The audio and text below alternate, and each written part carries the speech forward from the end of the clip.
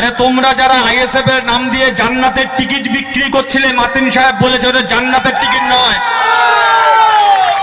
তোমাদের মতো ভাঁওতাবাজি করে জান্নাতের টিকিট বিক্রি করে না, তোমাদের মতো করে 2 নম্বরে টাকা ইনকাম করে না। গাদ্দার দালাল যারা রাতের অন্ধকারে পয়সা নিয়ে সেটিং করে বিজেপিকে বাংলার মাটিতে যখন জায়গা করে দিতে চায়, তখন মাতিন সাহেব প্রতিকুর রহমানদের বিজেপির বিরুদ্ধে রুখে দাঁড়াতে হয়। পশ্চিমবঙ্গের মাটিতে প্রথম দফা নির্বাচনের পরে বিজেপির যেভাবে কোমর ভেঙেছে, আর এইখানে আইএসএফ এর যেভাবে কোমর ভেঙেছে, ও কোমর আর সহজে উঠে দাঁড়াতে পারবে না। আমি মাতিন সাহেবের বক্তব্য আমি যখন সিপিএমে ছিলাম তখনও আমি শুনতাম, এবং আমি শুনতাম, আমি মনোমুগ্ধ হয়ে শুনতাম। এখন দেখছি মাতিন সাহেবকে নিয়ে আইএসএফ এর খুব গায়ে জ্বালা। হুজুর কেন তৃণমূলে গেল, কেন মাতিন সাহেব তৃণমূলে গেল, কেন মাতিন সাহেব রাজনীতিতে এলো? আরে তোমরা যারা আইএসএফ এর নাম দিয়ে জান্নাতের টিকিট বিক্রি করছিলে, মাতিন সাহেব বলেছে ওটা জান্নাতের টিকিট নয়। কোরআন শরীফের প্রথম শব্দ ইকরা। যিনি নিজের জীবন, নিজের সমস্ত কিছু, নিজের জ্ঞান একটা জাতি, একটা কওমের ইকরার জন্য, শিক্ষার জন্য, জ্ঞানের জন্য সঁপে দিয়েছে, তিনি তো আসল বাংলার মানুষকে, তিনি তো আসল কওমের জন্য পথ দেখাচ্ছে। তোমাদের মতো ভাঁওতাবাজি করে জান্নাতের টিকিট বিক্রি করে না, তোমাদের মতো করে 2 নম্বরে টাকা ইনকাম করে না। আমি ব্যক্তি ক্যান্ডিডেটের নামে কিছু বলবো না, আমি শুধু আপনাদের সঙ্গে বিনয়ের সঙ্গে অনুরোধ করব, এখানে আইএসএফ এর সিম্বল কি? খাম। তো খাম খোলা না বন্ধ? বন্ধ আছে। তো খাম বন্ধ কখন হয়? যখন বন্ধ খামের মধ্যে মাল থাকে। ওদের জিজ্ঞেস করুন ওই বন্ধ খামে কার টাকা আছে। আমরা তো একটা ধরা ঝুলি থেকে বেড়াল বেরিয়ে গেছে। আমরা তখন বলেছিলাম এই পশ্চিমবঙ্গের মাটিতে বিজেপি আসছে। মাতিন সাহেবকে রাজনীতি করার কোনো ইচ্ছে ছিল না, প্রতিকুর রহমানেরও সিপিএম ছেড়ে তৃণমূলের আসার ইচ্ছে ছিল না।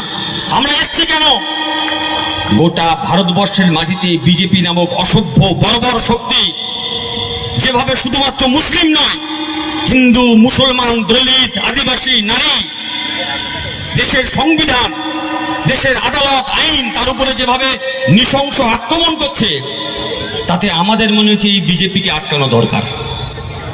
কিন্তু পশ্চিমবঙ্গের মাটিতে আমরা এটুকু ভরসা ছিল যে বাংলার মাটিতে বিজেপি আসতে পারবে না, সেই কারণে আমাদের মাতিন সাহেবদের রাজনীতিতে আসার দরকার ছিল না।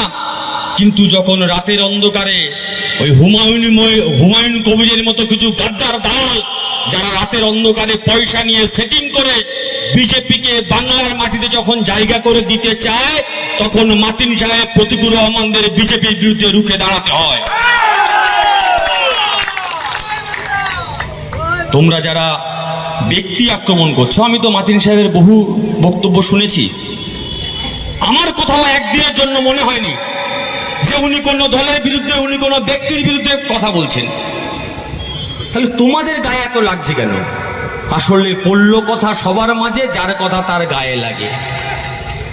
পশ্চিমবঙ্গের মাটিতে এই লড়াই, এই নির্বাচন একটা গুরুত্বপূর্ণ নির্বাচন।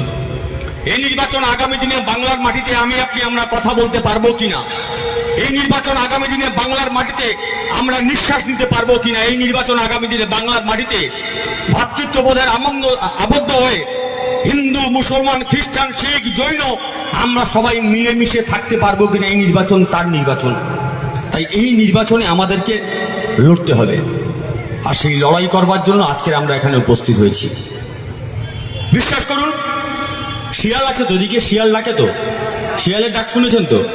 রাতের শিয়াল কখন আসে? দিনের বেলা ডাকে, রাতের অন্ধকারে শিয়াল ডাকে।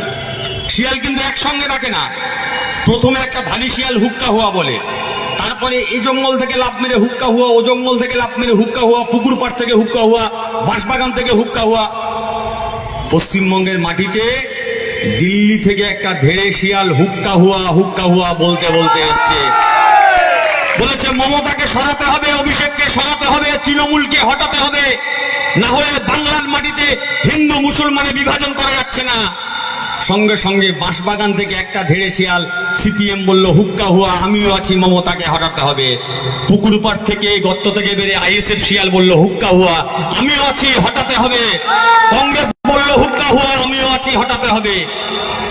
আমরা বলছি রাতের অন্ধকারে শিয়ালরা হুক্কা হুয়া করে, আর হুক্কা হুয়া করতে করতে